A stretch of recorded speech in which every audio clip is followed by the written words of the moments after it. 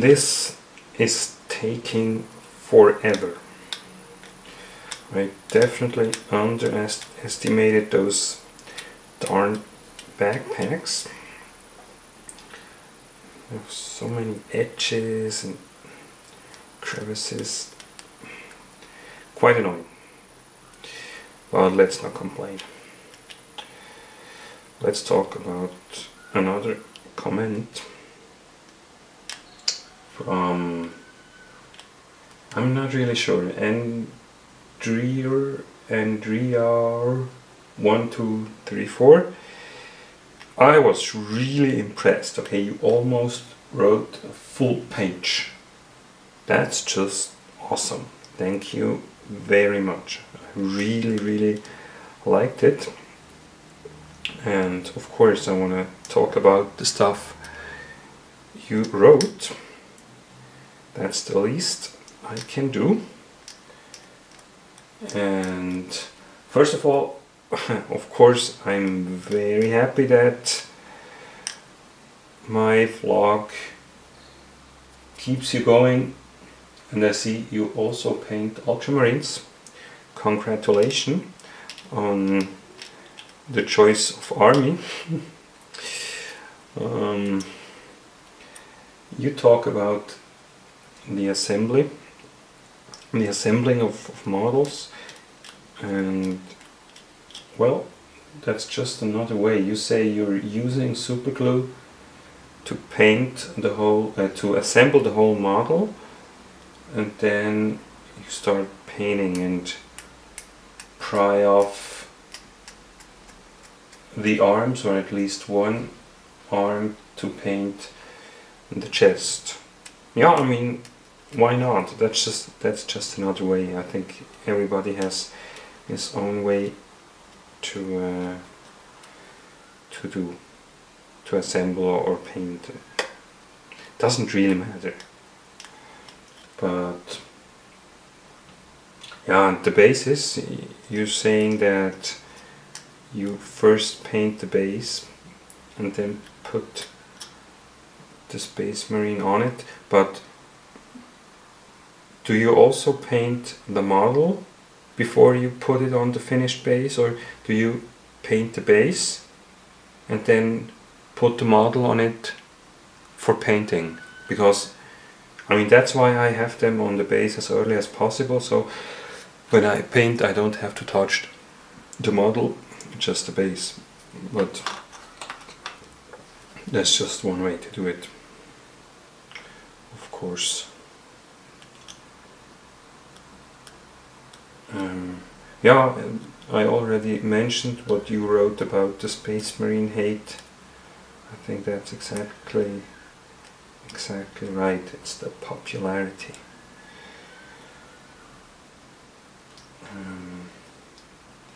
You say you have like 1000 points. Hey, that's a start. I also started with... I didn't start with the Black Reach box. When I started my army, the Black Reach box was not released yet. So I just bought a box of Tactical Space Marines. But I think the Black Reach box is a good way to start. You get quite a few different models, and they're easy to assemble. Of course, you don't have much choices when it comes to the pose and stuff like that. They all look a bit the same, but for a start, I think that's just fine. In my 6 squads of Tactical Marines, I have 2 from the Black Reach box, so that's fine. So,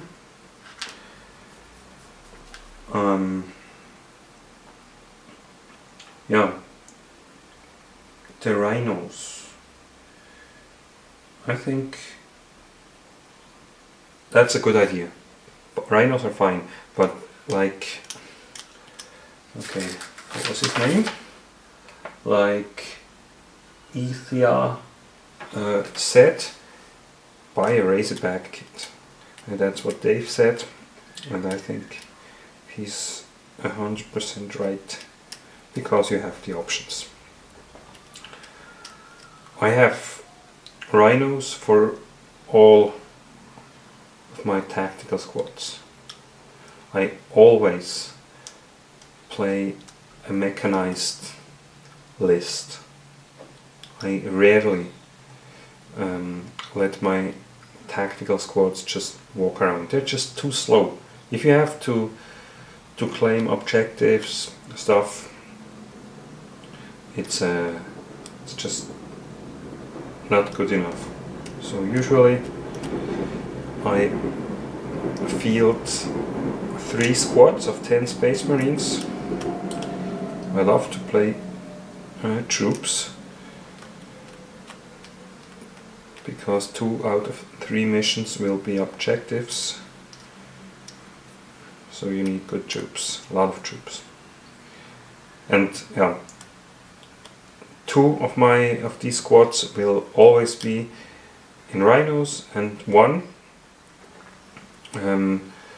is most of the time is a stationary squad, maybe guarding my objective, or just guarding a flank, something like that. But at least 2 tactical squads always are in a rhino. I'm not playing Razorbacks at the moment. I will have to do at least one. But I think for the armor value they have, they're just killed easily. But I don't have experience with Razorbacks, so I cannot say much here. And GR, you're asking about the painting of Ultramarines. Well, I mean, this really depends on what you want to achieve. You can use a lot of different layers, spend hours and hours on a single model, and end up with an awesome looking miniature. But it's a question of how many resources you want to allocate to the painting. So what I do, I love to paint, okay, definitely, but I paint tabletop standard. That's all I can do. I'm not an extremely talented painter. I don't have the patience to add layer after layer to a model, but I want my army to look nice, so I invest enough time to achieve this goal, but I want to play. I paint to play. That's a clear statement. If there would be no game, just collecting and painting would not be my hobby. But the gaming, it's my motivation. Like this Apocalypse game in January, perfect motivation for me. Somebody of you guys wrote that has been invited to a tournament, and GR, that was you. Yeah, I mean, that's exactly what I mean. You need to have a goal, a tournament, an Apocalypse game, anything, and that keeps you going. It's amazing if properly motivated how much stuff you can paint in quite a short time. I'm really amazed. It's all about motivation. I hope that my vlogs also help to motivate some of you. If they do, I achieved my goal. So, yeah, the painting of Ultramarines. I always base coat black, then I use the Mordian blue. It's one of the foundation. It's the foundation blue. There are more than one, but it's Mordian blue. And I paint the whole model with Mordian blue. It's not the precise paint job. Okay, I just hit the armor, but I also hit other parts like the eagle on the chest or other things, which will not be blue in the end, but it doesn't matter. This step I just go roughly over the miniature and paint it Mordian blue. Then I ink it down with babble black wash the whole model again. It really looks dark after this step. And then I'll start dry brushing. Dry brushing is a really easy technique. For those of you who do not know it, as soon as these guys here are cleaned, I will show you how I dry brush them. And I do one layer of ultramarine blue dry brushing. It's not real dry brushing. I apply quite a bit of color, and I apply a little bit more force to the brush than I usually would when I with dry brush. So I really want the color to stick, and then after that I dry brush another layer, Ultramarines blue and skull white, maybe 2/3 Ultramarines blue and 1/3 skull white. And then sometimes, if I think that the miniature is still too dark, I do another layer of really light dry brushing with a 50-50 mix ultramarine blue and skull white, because I like my miniatures well, not too dark. I think it looks nicer to me when they're a bit brighter, so that's what I'm doing.